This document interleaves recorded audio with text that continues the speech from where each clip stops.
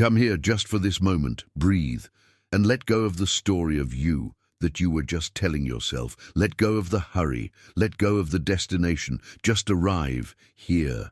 What do you see when you look at your life, when you look at the world around you? Most of us, when we look, we see a world of problems to be solved. We see a world of obligations, a list of tasks. We see a world of me and other. We see our failures from the past, looming like shadows. We see our anxieties about the future, shimmering like a mirage we are desperate to reach. We see our life through a very particular lens, a lens of separation, a lens of fear, a lens of not enoughness. This is the human dream. We are walking around, most of us, completely asleep. We are seeing a reflection, and we believe it is the world. We are looking at a movie, and we believe it is our life. The spiritually awakened person, they are not special. They do not see different things. They do not see auras or angels or mystical realms. They simply see the same world with different eyes. They have begun to wake up within the dream. What do they see that no one else does? They see the lens. They see the dream as a dream. They see the movie as a movie. Imagine you are in a dark room watching a very intense film. You are crying. Your heart is pounding. You have forgotten it is a film. Then someone gently taps you on the shoulder. You turn, and for a moment you see the light from the projector. You see the beam of light full of dust streaming through the air. You see the projector, you see the walls of the theater, and you realize, oh, it's just a movie. You can turn back to the screen. You can still enjoy the story. You can still feel the emotions, but you are no longer lost in it. You are no longer a victim of it. You have perspective. You are free. This is what the awakened see. They see the light of consciousness itself. They see the awareness that is projecting this entire show. No one else, the person still asleep, only sees the show. They believe the show is all there is. The awakened one has discovered the watcher, the silent, peaceful, loving witness that is watching this whole experience called your life. Who is the one hearing these words? Who is the one feeling the breath move in your chest? That is the one who is awake. That is the one who sees. You are not the drama. You are the space in which the drama is unfolding. This shift in identification, this is the great secret. This is the seeing. Are you ready to stop being just the character in the play? Are you ready to remember that you are also the audience and the author and the light that illuminates the entire stage? Comment, presence. If you feel you are ready to remember how to see. Nand Shul.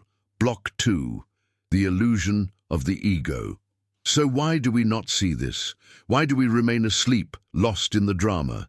Because we are wearing a very powerful, very convincing costume. We call this costume the ego. We call it me. The ego is the story. It is the bundle of thoughts, memories, beliefs, and identities that you have collected since you were born. I am a man. I am a woman. I am a mother. I am a failure. I am smart. I am unlovable. I am my job. I am my past. This story, this me, becomes the lens through which we see everything, and the ego's entire job is to protect that story. It functions from a place of separation. It must be separate to exist. It defines itself by what it is not. I am me because I am not you.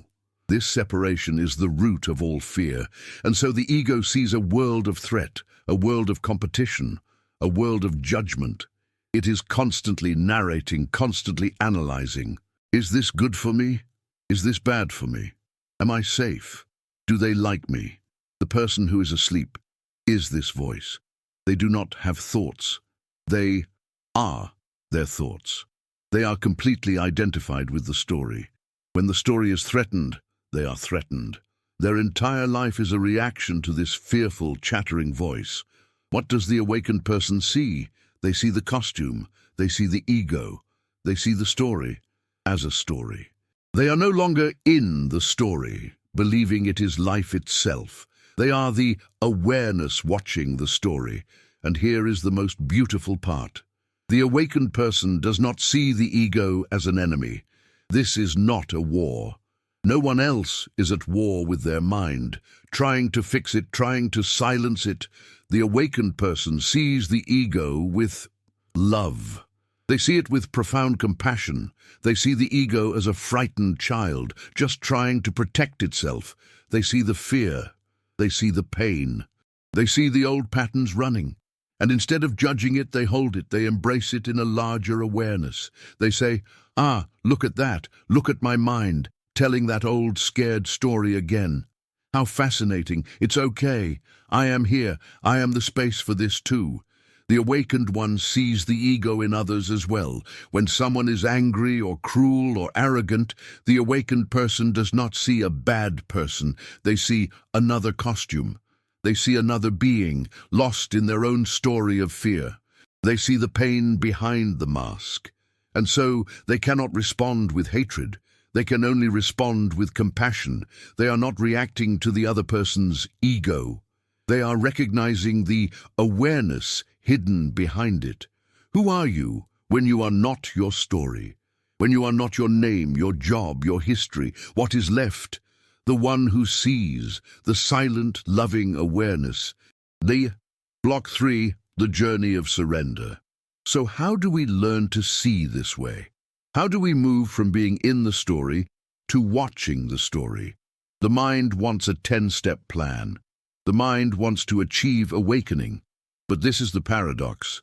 Awakening is not an achievement. It is not something you get. It is something you allow. It is an undoing. It is a letting go. The path is the path of surrender. No one else is trying to control the movie. We are running around, trying to force life to match the script in our heads. We are trying to make ourselves happy. We are trying to force others to love us. We are trying to prevent pain from coming. This is the great struggle. We are a small, tired wave, trying to control the entire ocean. And this struggle, this resistance, this is our suffering. The awakened one sees the futility of this. They see the ocean. They see the vast, intelligent unfolding of life, the Tao, the Dharma, the flow. They see the river and they see that it is flowing to the sea, and they realize their only suffering came from trying to swim against the current. What is surrender? It is not defeat. It is not passivity. It is the highest wisdom. It is dropping the oars. It is stopping the war with what is. Surrender is allowing this moment to be exactly as it is. The awakened person sees this moment, this very simple, ordinary moment, as the teacher. They see it as the guru. They see it as perfection, not good perfection, but isness perfection. This moment is exactly as it is. The mind will label it. This is bad. I don't like this. This should be different. The awakened one sees those labels and lets them go. They just see what is. The sound of traffic, the feeling of pain in the knee, the sadness rising, the joy bursting. It is all just weather. It is all just the clouds passing through the vast sky of awareness. The awakened one sees that everything is a part of the path, the heartbreak, the loss, the confusion. No one else sees these as roadblocks, as mistakes, as failures. The awakened one sees them as grace. They see them as the curriculum. They see them as the way the universe is polishing the mirror. They see that life is not happening to them, it is happening for them, for their liberation. This is the great release. You stop fighting with your life. You begin to dance with it. You trust the flow. You see that the same intelligence that spins the planets and grows the trees is also breathing you. You can relax. You can let go. If this message of trusting the flow resonates with your heart, subscribe and join us on this journey of seeing. Block 4. Love as original nature. As we surrender, as the ego's grip loosens, as we stop fighting, what do we see? What is the quality of this awareness that is left? What is the fabric of the universe when we finally see it clearly? The answer is love. This is the most profound thing the awakened see, but this is not the love you have been taught about. It is not the transactional love of the ego. It is not, I love you if you make me happy. It is not, I need you to be complete. That is the love of separation. The love the awakened see is unity. It is the direct experience that the separation is an illusion. It is the seeing that you and I are not two. We are one. We are one consciousness, wearing two different costumes, playing two different parts in the same play. No one else sees a world of separate objects. They see me and you, me and the tree, me and the world. The awakened person sees connection. They see that the awareness looking out of my eyes is the exact same awareness looking out of your eyes. They see that the energy that makes up their hand is the same energy that makes up the star. They see that everything is a manifestation of one single loving presence. What does this mean? It means they see God, not a man in the sky. But they see the sacredness in everything. They see the divine in the ordinary. They see the face of their beloved in the stranger. They see their own face in the person they used to call enemy. This is why compassion is the natural, spontaneous expression of awakening. It is not a rule. It is not a commandment. It is a result. When you truly see that the person in front of you is you, how can you harm them? How can you not love them? Their suffering is your suffering. Their joy is your joy. The boundary is gone. Is love something you do, or is it what you are? The awakened one has realized they are love. They are not a small, separate ego looking for love. They are the space of love itself, in which all of life is unfolding. They see this love as the ultimate reality. They see that beneath all the fear, all the anger, all the confusion of the world, there is only this one, infinite, unconditional love, and it is holding all of us, always. D'après 2, Block 5, The Silence and the Awakening. Where does this seeing happen? What is the place from which the awakened one watches the play? It is the silence. No one else is lost in the noise. The constant, frantic noise of the mind, the narration, the planning, the worrying, the judging. Our minds are like a non-stop radio station, and we are forced to listen. We are identified with the static. The awakened person has found the off switch. Or rather, they have found the spaces in which the noise is happening. They have discovered the silence. This silence is not just the absence of sound. You can be in a perfectly quiet room and your mind can be screaming, and you can be in a loud, chaotic city and be perfectly at peace.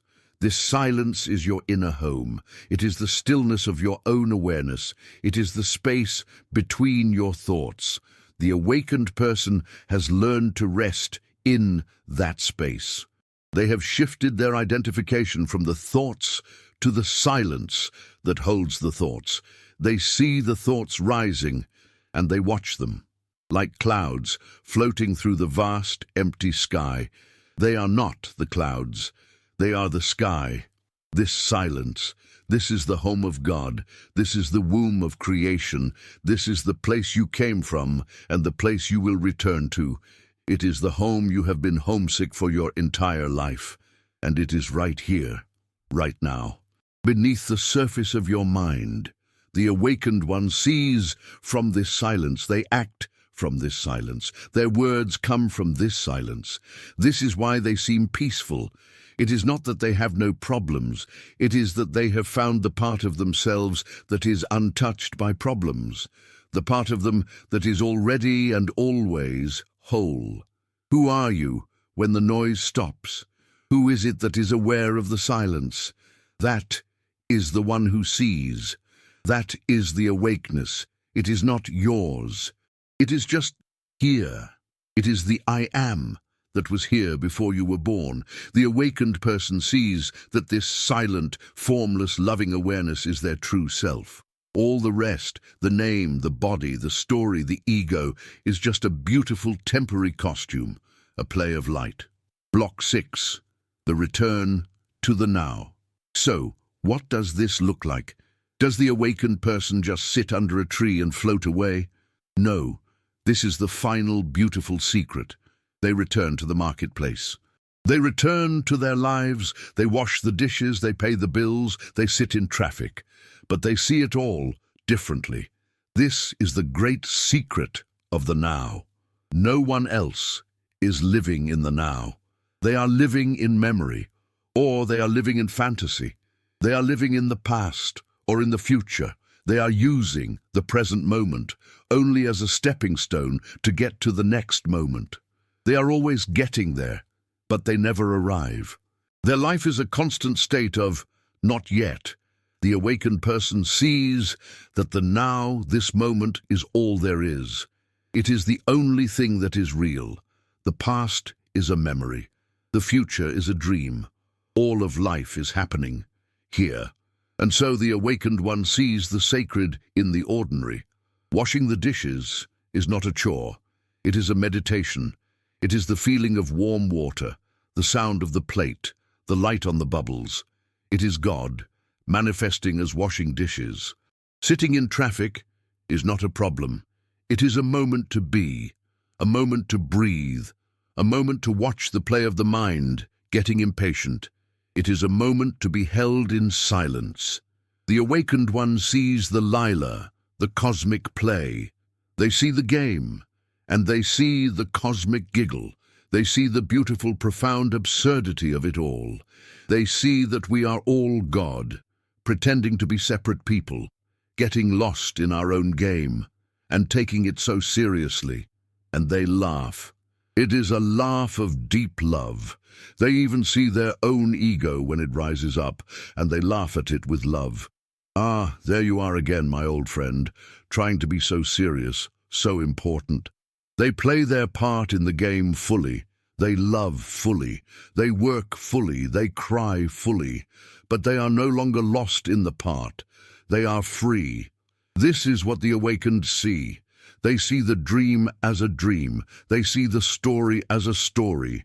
They see the flow, and they trust it. They see the love that connects all things. They see the silence that holds all noise. And they see the sacredness of this, and every moment they see that there is nothing to find, only to remember. You are not the story. You are the one who is watching. You are not the wave. You are the ocean. Subscribe, activate the bell, and continue this journey of remembering. Every moment is a new chance to see. Be here, now.